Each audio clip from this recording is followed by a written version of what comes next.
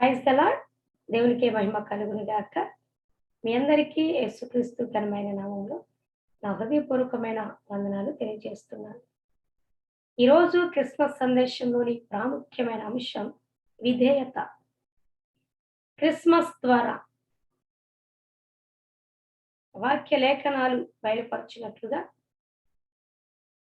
మనము అనుసరించాల్సినటువంటి ముఖ్యమైనటువంటి అంశం విధేయత. లూకా సువార్త 2వ అధ్యాయం 10, 11 వచనాలు. ఇదిగో ప్రజలందరికీ కలుగబోవు మహా సంతోషకరమైన సువర్తమానము నేను మీకు తెలియచేయుచున్నాను.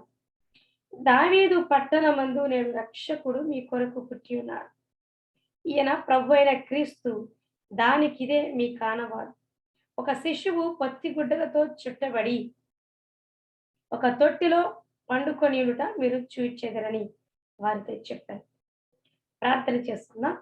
మహాపరిశుద్ధుడ, ప్రేమ కలిగిన యేసయ్య, ఈ పరిశుద్ధమైన బంగారు పాదాలకు వందనాలు, స్తోత్రాలు. మీరిచ్చిన శ్రేష్టమైన నీ వాక్యాన్ని బట్టి, ఈ 2021 క్రిస్మస్ సందేశాన్ని బట్టి వందనాలు.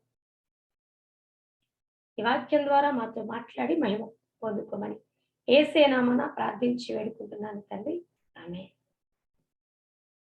క్రిస్మస్ లో మనము అనుసరించాల్సినది విధేయత. క్రిస్మస్ అంటే క్రీస్తును ఆరాధించడం, క్రీస్తును సేవించడం, క్రీస్తును అనుసరించడం, క్రీస్తును కలిగి ఉండటం అని అర్థం చేసుకోవాలి. మనం జరుపుకునేటువంటి ఈ క్రిస్మస్ పండుగలో క్రీస్తు ఉన్నాడా లేడా అనేది ప్రాముఖ్యమైనది. మనము క్రీస్తును కలిగి ఉండి, రక్షణను కలిగి ఉండి క్రిస్మస్ ను జరుపుకుంటున్నామా లేదా ఇంకా క్రీస్తు మన హృదయంలో ఉదయించకుండా, మన కుటుంబంలో ఉదయించకుండా నామకార్థమైన క్రిస్మస్ ను అనుసరిస్తున్నామా? అయితే క్రిస్మస్ అనేది క్రీస్తు జననాన్ని తెలియజేస్తుంది. యేసుక్రీస్తు ప్రభువారి జన్మదిన వేడుక. ప్రపంచవ్యాప్తంగా జరుపుకునేటువంటి ఏకైక పండుగ క్రిస్మస్. అయితే యేసుక్రీస్తు ప్రభువారి యొక్క జననాన్ని ఒక్కసారి మనం పరిశీలన చేస్తే, యేసుక్రీస్తు ప్రభువారి జననము సమస్త మానవాళికి సంతోషకరమైనటువంటి శుభవర్తమానమే. యేసుక్రీస్తు ప్రభువారు ఈ లోకానికి వచ్చింది, ఈ లోకంలో జన్మించింది సమస్త మానవాళి రక్షణార్థమే, పాపులను రక్షించడానికి, పాపుల కొరకు సిలువలో శ్రమపరచబడి మరణించడానికి యేసుక్రీస్తు ప్రభువారు ఈ లోకంలో జన్మించినారు. యేసుక్రీస్తు ప్రభువారు తండ్రి దేవునికి విధేయుడై ఈ లోకానికి పంపబడ్డారు. తండ్రి అయిన దేవుడు తన చిత్తాన్ని కుమారుడికి బయలుపరిచినప్పుడు తండ్రికి విధేయత చూపడానికి, తండ్రి చిత్తాన్ని సంపూర్ణంగా నెరవేర్చడానికి ఆయన ఈ లోకంలో నరునిగా, మానవునిగా దిగివచ్చారు. దేవుడే నరమాత్రునిగా ఈ లోకంలో జన్మించిన సందర్భం యేసుక్రీస్తు ప్రభువారి జననమే. ఆయన సర్వశక్తిమంతుడై ఉండి, మాటతో సమస్తాన్ని శాసించదగిన ఆ గొప్ప దేవుడై ఉండి, సమర్థుడై ఉండి కూడా దేవుడే తన ప్రేమను స్వయంగా తన ప్రజలకు చూపెట్టాలని, కనపరచాలని ఈ లోకంలోనికి ఏతించారు. క్రిస్మస్ లో ముఖ్యంగా మనం నేర్చుకోవాల్సింది, తెలుసుకోవాల్సింది, యేసుక్రీస్తు ప్రభువారు తండ్రి దేవునికి కుమారుడిగా, దైవ కుమారుడిగా ఎందుకు ఈ లోకానికి వచ్చారంటే, తండ్రి చిత్తానికి విధేయుడై ఈ లోకానికి పంపబడ్డారు. అట్టి రీతిగానే తండ్రి యొక్క చిత్తాన్ని సంపూర్ణంగా నెరవేర్చి దేవునికి విధేయుడుగా ఆయన ఉన్నారు. యేసుక్రీస్తు వారి జననం ఒక్కసారి మనం జ్ఞాపకం చేసుకుంటే, ఆయన జననము ఎంతో దయనీయంగా ఉంటుంది. యేసుక్రీస్తు ప్రభువారు దేవుడుగా ఉన్నప్పుడు, మహామహిమతో నింపబడిన దేవుడు కోట్లాది దేవదూతలతో పరిశుద్ధుడు, పరిశుద్ధుడు, పరిశుద్ధుడని పొగడబడుచుండేటువంటి గొప్ప దేవుడు, అత్యున్నత సింహాసనసీనుడు, నోటి మాటతో సృష్టిని సృజించినటువంటి నా దేవుడు మన కొరకు, నీ కొరకు, నీ పాపాల నుండి నీకు విమోచన కలుగచేయడానికి, నీకు, నాకు, మనకు రక్షణనివ్వడానికి ఈ పాపలోకానికి దిగివచ్చారు. తన మహిమంతటిని, వైభవాన్ని విడిచి ఈ లోకానికి దిగివచ్చిన రోజు ఈ రోజు. దేవుడు తన మహిమని విడిచిన రోజు ఈ రోజు. దేవుడు నీ కొరకు, నా కొరకు ఈ లోకానికి మానవునిగా దిగివచ్చిన రోజు ఈ రోజు. అందుకే ఈరోజు ఎంతో ప్రాముఖ్యమైనదిగా అందరూ అనుసరిస్తూ ఉంటారు. ప్రాముఖ్యమైనదిగా ఎంచుతూ ఉంటారు. యేసుక్రీస్తు ప్రభువారు డిసెంబర్ 25నే పుట్టారు అనడానికి చారిత్రక ఆధారాలు స్పష్టంగా లేకపోవచ్చును గాని, ఆయన ఈ లోకంలో జన్మించారు అని ఖచ్చితంగా చరిత్ర ఆధారాలు ఉన్నాయి. ఆయన బెత్లెహేము అనబడే అల్ప కుగ్రామంలో ఒక పశువుల పాకలో జన్మించారని, ఆయన పొత్తి గుడ్డలతో చుట్టబడి పశువుల తొట్టులో పరుండ చేయబడ్డారని వాక్య లేఖనాలు తెలియజేస్తున్నాయి. ఆయన మహారాజు అయ్యుండి మన కొరకు ఆయన ఎలా జన్మించారంటే ఒక దీనుడిగా, రిక్తునిగా, మానవునిగా, దైవ కుమారునిగా, వాక్యముగా ఈ లోకానికి వెలుగుగా వచ్చి ఉన్నారు. అయితే యేసుక్రీస్తు ప్రభువారు ఆయన జననము తండ్రికి విధేయత చూపడాన్ని తెలియజేస్తుంది. అలాగే యేసుక్రీస్తు ప్రభువారి జననంలో ఉన్నటువంటి పాత్రధారులు, సూచనలను మనం ఒకసారి జ్ఞాపకం చేసుకుంటే, యేసుక్రీస్తు వారి జననంలో వాటికి సంబంధించిన ప్రతి ఆనవాళ్ళను మనం జ్ఞాపకం చేసుకుంటే విధేయత మాత్రమే కనిపిస్తుంది. యేసును కనిన కన్య అయిన మరియ దేవుని చిత్తానికి తనను తాను సమర్పించుకొని ఆయనకు విధేయత చూపి యేసుక్రీస్తు ప్రభువారిని కనినట్లుగా వాక్యం తెలియపరుస్తుంది. యేసయ్య కన్య అయిన మరియ గర్భాన పరిశుద్ధాత్మ ద్వారా జన్మించున్నారు. ఈ భూప్రపంచంలో ఈ వింతైన కార్యం యేసుక్రీస్తు ప్రభువారి జననంలో మాత్రమే జరిగింది. పురుషుని ప్రమేయం లేకుండా ఏ మానవుడు జన్మించలేరు. కానీ నా యేసు మాత్రమే పరిశుద్ధాత్మ శక్తి చేత కన్య అయిన మరియ గర్భా నుండి జన్మించారు. ఇది ఒక వింత యేసుక్రీస్తు జననం. ఇది ఒక ఆశ్చర్యం, ఇది ఒక ఆనందాన్ని చేసేటువంటి, సంబరాలు చేసుకునేటువంటి వింతైన కార్యం.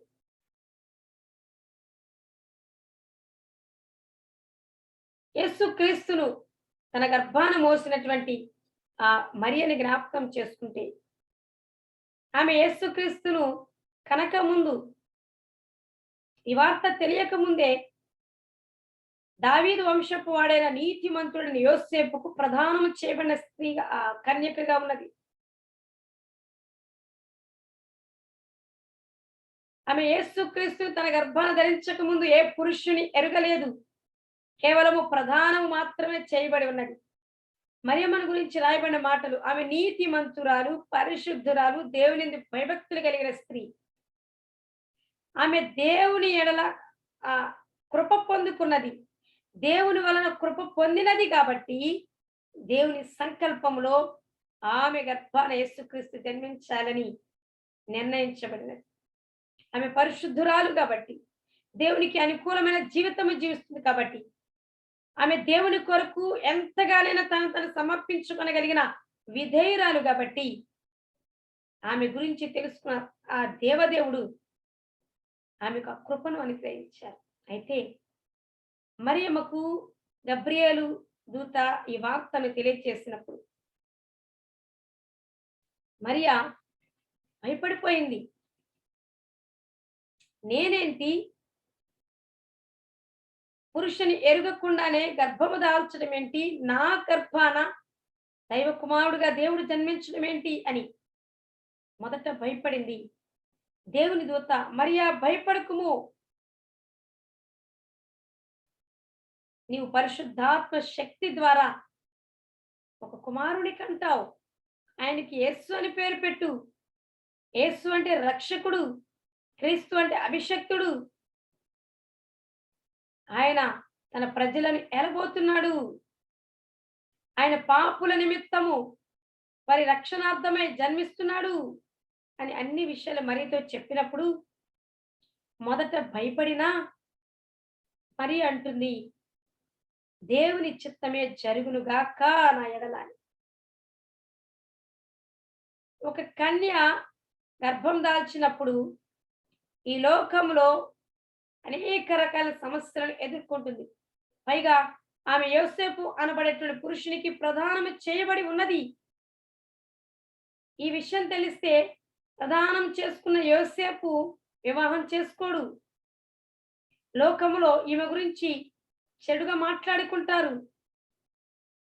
గర్భవతిగా పెళ్లి కాకముందే గర్భవతి అయినందుకు ఎన్నో సమస్యలు ఎదురవుతాయి.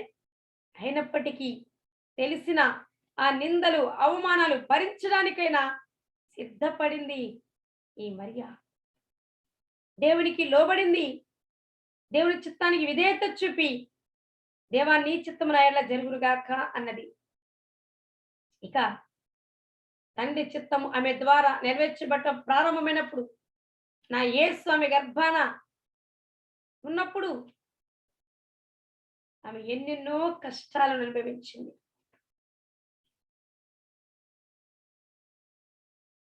ఎన్నో నిందలు అనుభవించి ఉండవచ్చు. ఎన్నో కష్టాలను ఆమె ఎదుర్కొన్నది. నిండు చోళాలుగా ఉండి అనేక ప్రాంతాలకు తిరిగినట్లుగా కూడా మన వాక్య లేఖనాలు బయటపరుస్తున్నాయి.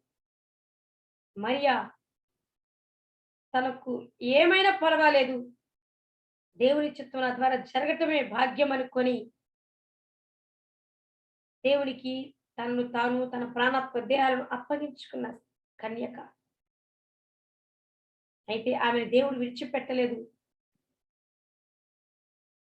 ఆమె తర్వాత యోసేపును వివాహమాడి అనేక మంది పిల్లలను కనిన స్త్రీగా మార్చబడింది.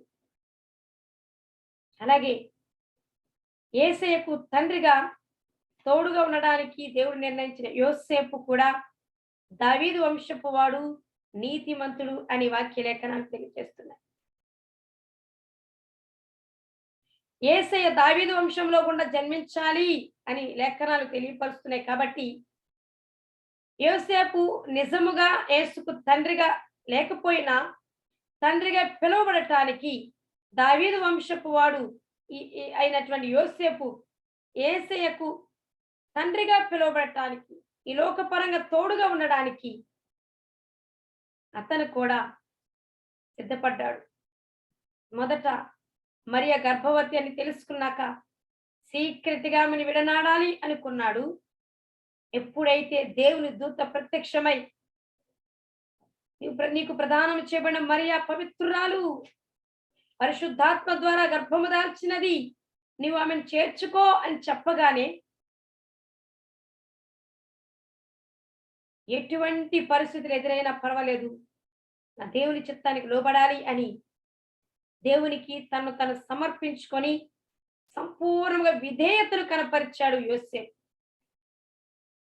ఇక్కడ మరియా, యోసేపు దేవునికి ఎంతో విధేయులుగా కనిపిస్తారు.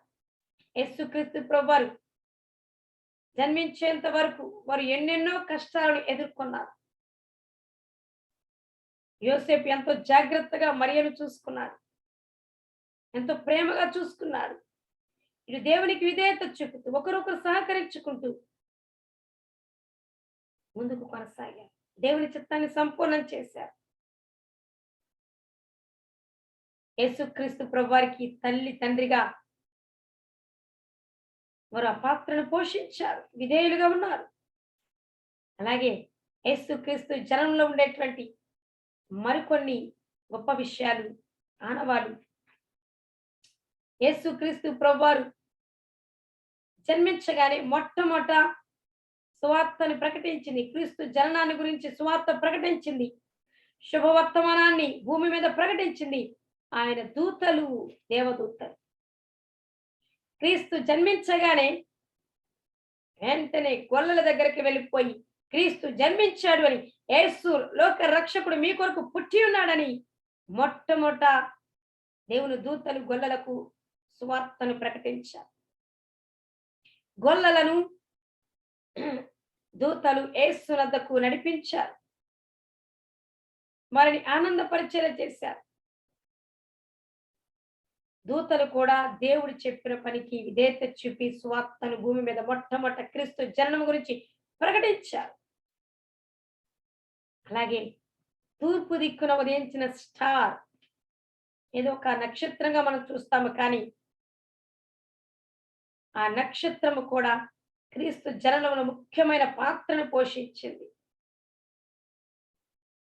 క్రీస్తు జననాన్ని తెలియపరచడానికి ఆ తార ఉదయించింది. ఆ తార కూడా ముగ్గురు జ్ఞానులను యేసుని కనుగొనేలా చేసింది. ఆ స్టార్ కూడా దేవునికి విధేయత చూపింది.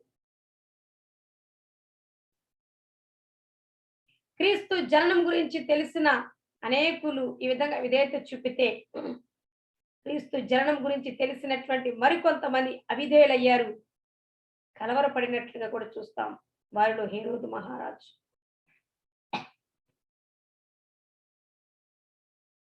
అయితే ఈ మాటలు వింటున్న నీవు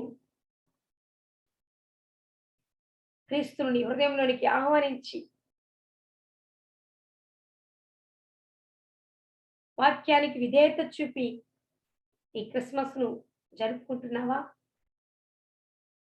అలాగే రక్షించబడిన నీవు దేవుని మాటకు లోబడుతూ నువ్వు దేవునికి సమర్పించుకుంటూ ఈ క్రిస్మస్ ను ఆచరిస్తున్నావా? క్రిస్మస్ లో ఉన్నటువంటి గొప్ప అంతరార్థం విధేయత. విధేయత లేకుండా క్రిస్మస్ పండుగ జరుపుకోవటం ఏమాత్రం ప్రయోజనకరం కాదు. క్రీస్తు జనంలో ఉన్నటువంటి పాత్రధారులు దేవునికి, ఆయన చిత్తానికి సంపూర్ణంగా విధేయత చూపారు. యేసుక్రీస్తు మొదలుకొని తూర్పు దిక్కున స్టార్ వరకు కూడా తండ్రి చిత్తాన్ని నెరవేర్చడానికి యేసుక్రీస్తు ప్రభువారు తనను తాను దేవునికి సమర్పించుకున్నారు. శ్రమలు పడటానికి, మరణాన్ని పొందటానికి, సమస్త మానవాళికి రక్షణ ఇవ్వడానికి, పాపులను రక్షించడానికి, ఇమ్మానుయేలుగా తన ప్రజలకు తోడుండడానికి, తన ప్రజలకు సమాధానం ఇవ్వడానికి, సాతాను క్రియలు లయపరచడానికి, ప్రవచనాలను నెరవేర్చడానికి, అనేకులకు మాదిరిగా ఉండడానికి, పరలోకానికి మార్గమై ఉండడానికి, దుఃఖాక్రాంతులను కృంగిన వారిని లేవనెత్తడానికి, ఓదార్చడానికి, బలపరచడానికి, గుడ్డి వారి కన్నులు తెరవజేయడానికి, తండ్రి చిత్తానికి సంపూర్ణంగా తను సమర్పించుకొని ఈ లోకంలో జన్మించారు. దేవుని చిత్తాన్ని నెరవేర్చారు. కాబట్టి క్రిస్మస్ లో విధేయత ఉన్నది. నీవు దేవుని ఎడల ఆ విధేయతను కలిగి ఉన్నావా లేదా అనే విషయాన్ని ఈ రోజున స్పష్టంగా నువ్వు గ్రహించాలి. యేసుక్రీస్తులాగా, మరియలాగా, యోసేపులాగా, దేవదూతరులాగా, స్టార్ లాగా, అలాగే గొల్లలు దూతలు చెప్పగానే ఏమాత్రం ఆలోచించకుండా, అనుమానించకుండా వెంటనే యేసు వద్దకు వెళ్ళిపోయారు. యేసును అంగీకరించారు. జ్ఞానులు కూడా ఆ స్టార్ ఎటువైపు నడిపిస్తే అటువైపు వెళ్ళి యేసును కనుగొని అంగీకరించి ఆనందించారు. క్రీస్తు జనంలో ఉన్న ప్రతి ఒక్కరూ దేవునికి, ఆయన చిత్తానికి విధేయత చూపారు. యేసును అంగీకరించారు, యేసును అనుసరించారు, యేసును వెంబడించారు. ఈ మాటలు వింటున్న నీవు నిజముగా దేవుని ఆరాధిస్తున్నావా? నిజముగా క్రీస్తును అనుసరిస్తున్నావా? నిజముగా క్రీస్తుని సేవిస్తున్నావా? నిజముగా దేవుణ్ణి వెంబడిస్తున్నావా? నిజముగా దేవుడు చెప్పిన ప్రతి మాటకు, ఆయన చిత్తానికి విధేయత చూపుతున్నావా? అలా అయితే నువ్వు ధన్యురాలవు, ధన్యుడవు. నువ్వు జరుపుకుంటున్న ఈ క్రిస్మస్ నీకు ఆనందాన్ని కలుగచేస్తుంది ఖచ్చితంగా.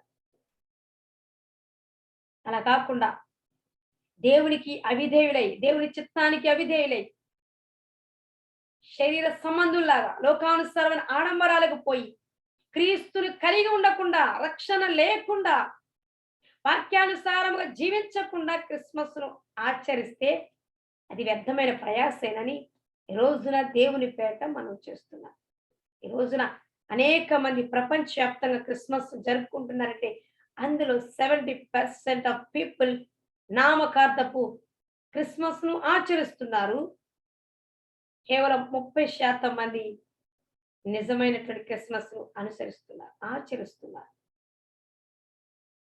రక్షణానందముతో క్రిస్మస్ పండుగను జరుపుకుంటున్నారు. క్రీస్తు నా హృదయంలో జన్మించాడు అని జ్ఞాపకం చేసుకుంటూ ఆనందిస్తూ జరుపుకుంటున్నారు. రక్షించబడిన నీవు ఈ క్రీస్తు జననం గురించి అనేకులకు ప్రకటించాలి. తూర్పు దిక్కున స్టార్ లాగా నీవు క్రీస్తు పక్షాన ఒక స్టార్ గా వెలుగొందాలి. అనేకులకు క్రీస్తు చెంత నడిపించాలి. దేవదూతలు గొల్లలకు స్వార్థ ప్రకటించినట్లుగా నీవు కూడా దేవుని పక్షపు దూతగా అనేకులకు క్రీస్తు జననము, మరణము, త్యాగము, పునరుద్ధానముల గురించి ప్రకటించాలి. నీవు కూడా వారి వలె దేవునికి విధేయత చూపుతూ దేవుని చిత్తాన్ని సంపూర్ణంగా నెరవేర్చాలి. అదే అసలైన నిజమైన క్రిస్మస్. అట్టి క్రిస్మస్ మనందరము జరుపుకున్నట్లుగా పరిశుద్ధాత్మ దేవుడు మనందరికీ సహాయం ఇచ్చునుగా. ఆమె మహాపరిశుద్ధుడ, ప్రేమ కలిగిన యేసయ్య, మీ పరిశుద్ధమైన బంగారు పాదాలు కొందనాలు, స్తోత్రాలు. మీరిచ్చిన శ్రేష్టమైన వాక్య సందేశాన్ని బట్టి వందనాలు. నిజమైన క్రిస్మస్ లో విధేయత ఉన్నది. విధేయత లేకుండా క్రిస్మస్ జరుపుకుంటే నిష్ప్రయోజనమని మేము మాట్లాడి ఉన్నాం.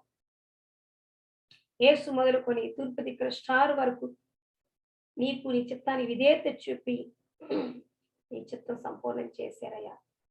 ఈ మాటలు వింటున్న ప్రతి ఒక్కరు కూడా నీ చిత్తానికి, నీ మాటకు లోబడుతూ విధేయత చూపుతూ నీ యందు భయభక్తులు కలిగి ఉంటూ నిజమైన క్రిస్మస్ జరుపుకున్నట్లుగా సహాయం దయచి, మాటలు వింటున్న వారు రక్షణ లేకుండా క్రిస్మస్ జరుపుకుంటే అయ్యా వారి హృదయాలను ఆకర్షించే వరకు మారు మనసు రక్షణను, రక్షణానందమును కలిగించేయమని వారిని చేతులకు సమర్పిస్తున్నాం. రక్షించబడి రక్షణ ఆనందం లేకుండా ఉన్న వారికి రక్షణ ఆనందం కలిగించండి. రక్షించబడి స్వార్థంగా ఉన్నవారు వారి కలిగి ఉన్న రక్షణ ఆనందాన్ని అనేకులకు చాటి చెప్పినట్లుగా వారిని ఆయుత్తపరిచి ఉజ్జీవింపచేయమని, ఈ వాక్యం మా హృదయాలు స్థిరపరిచి ఫలింపచేయమని యేసే నామమున ప్రార్థించి వేడుకుంటున్నాము తండ్రి. ఆమేన్. దేవుని యొక్క కృపా సమాధానములు ఎల్లప్పుడూ మీకు తోడుగా ఉండునుగాక. ఆమేన్. I wish you all happy Christmas and Merry Christmas. May God bless you all.